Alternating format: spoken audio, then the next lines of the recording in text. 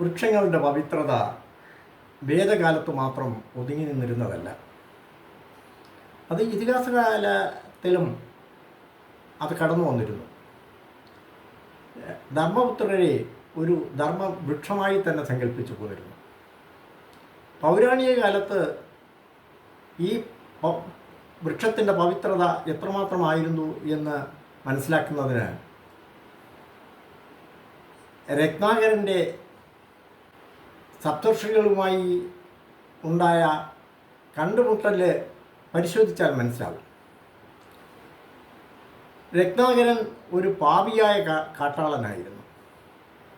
പക്ഷേ സപ്തർഷികൾ നോക്കിയപ്പോൾ അദ്ദേഹം ഒരു സാധുവായ മനസ്സുള്ളവനാണ് എന്ന് കാണുകയുണ്ടായി.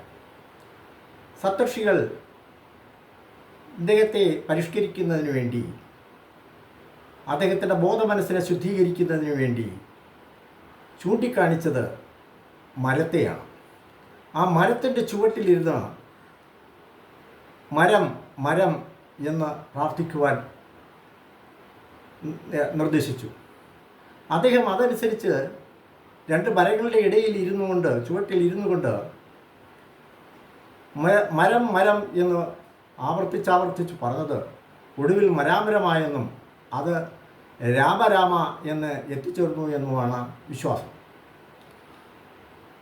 ഈ സപ്തർഷികൾ ഈ മരം ചൂണ്ടിക്കാണിക്കാൻ കാരണം, സപ്തർഷികൾ ഈ ത്രിമൂർത്തി സങ്കല്പം വൃക്ഷത്തിലാണ് കണ്ടെത്തിയിരുന്നത്. ആ വൃക്ഷത്തിൻ്റെ ചുവട്ടിൽ ബ്രഹ്മാവിൻ്റെ ഇരിക്കുന്ന ഭാഗത്ത് തന്നെ ഇരുന്നു കൊണ്ട് ആരാധിക്കുകയും അത് ആത്മശുദ്ധി വരുത്തുകയും ചെയ്താൽ അത് സമ്പൂർണ്ണതയിലെത്തുമെന്ന് അവർ വിശ്വസിച്ചിരുന്നു. അതുകൊണ്ടാണ് ആ മരം ചൂണ്ടിക്കാണിച്ചുകൊണ്ട് അവിടെ ഇരുന്ന് പ്രാർത്ഥിക്കുവാൻ ആവശ്യപ്പെട്ടത്.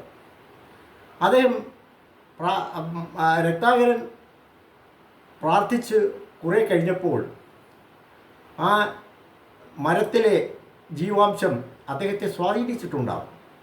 അതിൻ്റെ ചൈതന്യം അദ്ദേഹത്തെ സ്വാധീനിച്ചിട്ടുണ്ടാവും. ക്രമേണ അദ്ദേഹം സ്വയം മറക്കുകയും അദ്ദേഹം ആത്മജ്ഞാനത്തിലേക്ക് എത്തുകയും ചെയ്തു. അയമാത്മാ ബ്രഹ്മ എന്ന തത്വത്തിൽ അദ്ദേഹം വഴുതി വീഴുന്നു. അയമാത്മാ ബ്രഹ്മ, ബ്രഹ്മം ഞാനാകുന്നു. അത് പ്രജ്ഞാനനം ബ്രഹ്മ, ശുദ്ധബോധമാണ് ബ്രഹ്മം, അല്ലെങ്കിൽ വിശുദ്ധമാണ് ബ്രഹ്മം എന്ന് ഈ കാട്ടാളനായ രത്നാകരൻ എത്തിച്ചേർന്നു. തുടർന്ന് അദ്ദേഹം നടത്തിയ ചിന്തകളുടെയും അദ്ദേഹത്തിൻ്റെ ജ്ഞാനത്തിൻ്റെയും തപസ്യയുടെയും ഫലമായിട്ട് അദ്ദേഹം ഒടുവിൽ അതിൽ പൂർണ്ണതയിലെത്തുകയും ചിതൽ പൊട്ടി പുറത്തേക്ക് വരികയും ചെയ്തു എന്നുള്ളതാണ് വിശ്വാസം.